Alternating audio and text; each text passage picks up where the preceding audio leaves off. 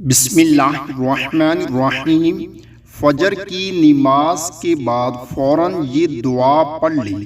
حضرت ابو امامہ رضی اللہ تعالی عنہ فرماتے ہیں کہ آپ صلی اللہ علیہ وآلہ وسلم نے فرمایا، جس نے یہ دعا صبح کو 3 مرتبہ پڑھی اور مر گیا تو جنت میں داخل ہوگا۔